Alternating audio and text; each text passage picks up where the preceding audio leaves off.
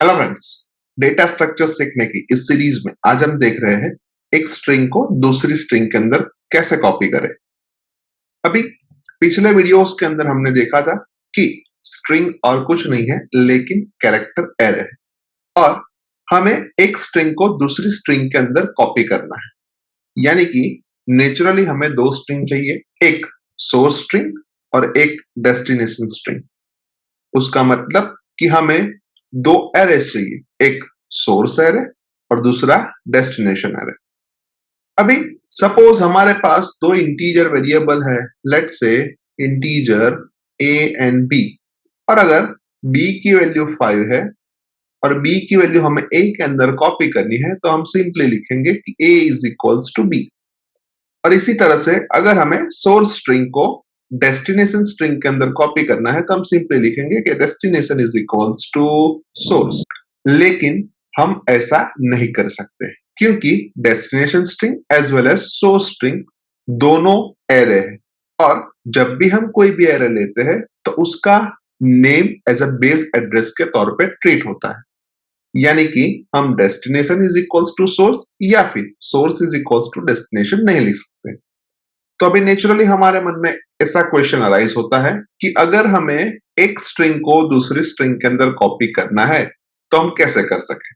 तो हमें source string के सारे कैरेक्टर को one by one destination string के अंदर कॉपी करना पड़ेगा। लेट्स से सोर्स स्ट्रिंग का 0 नंबर की इंडेक्स पे रहा हुआ कैरेक्टर डेस्टिनेशन स्ट्रिंग के 0 नंबर की इंडेक्स पे चला जाएगा। सेम वे सोर्स स्ट्रिंग के फर्स्ट नंबर की इंडेक्स पे पड़ा हुआ कैरेक्टर डेस्टिनेशन स्ट्रिंग के फर्स्ट नंबर के कैरेक्टर पे ऊपर चला जाएगा।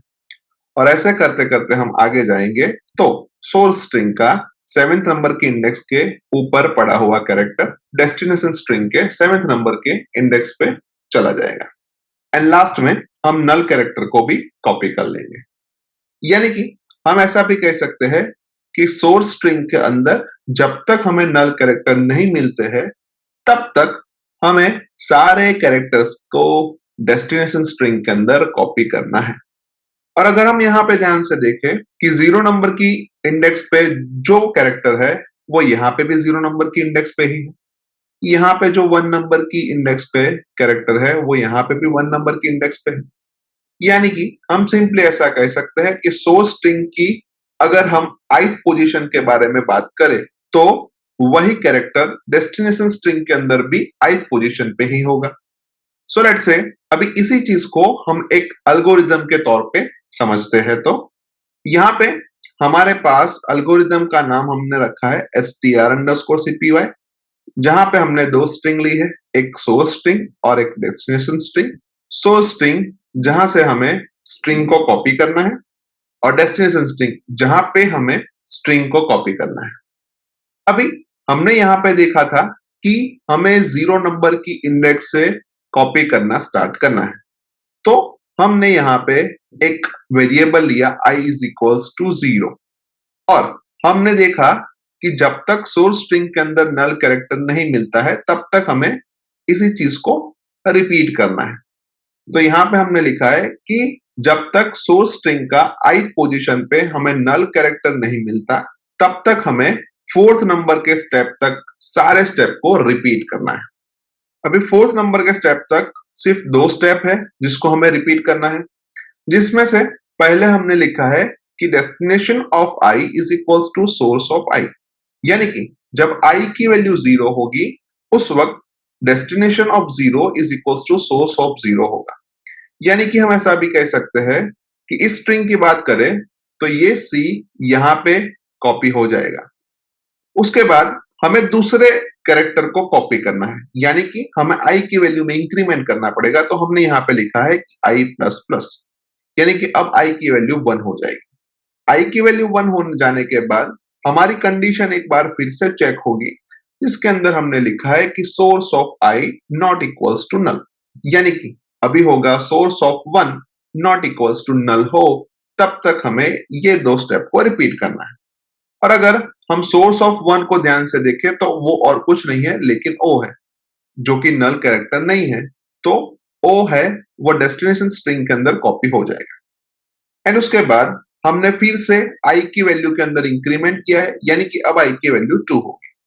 नाउ ये स्टेप पूरे 7 नंबर तक रिपीट होता जाएगा, यानी कि हम ऐसा कह सकते हैं कि 7 नंबर की इंडेक्स पे जो भी कैरेक्टर है वो डेस्टिनेशन स्ट्रिंग के अंदर आके स्टोर हो जाएगा और उसके बाद i की वैल्यू में इंक्रीमेंट होगा, यानी कि हम ऐसा कह सकते हैं कि अब i की वैल्यू 8 हो जाएगी।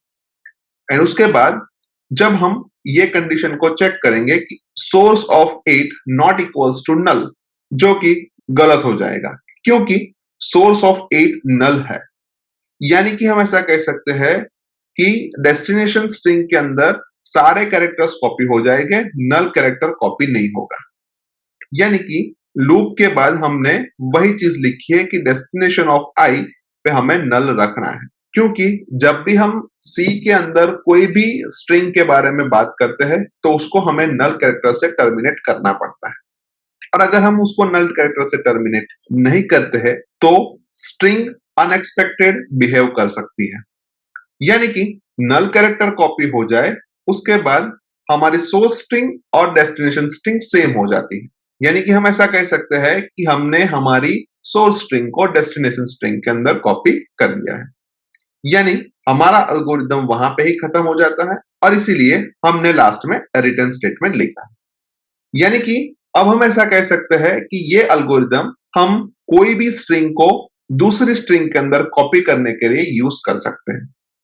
सो आई होप कि आपको इस स्ट्रिंग के algorithm as well as example के अंदर अच्छी तरीके से समझ आ चुकी होगी। आज के वीडियो में इतना ही। नेक्स्ट वीडियो के अंदर हम स्ट्रिंग कॉपी के प्रोग्राम के साथ फिर से मिलेंगे। Thank you very much.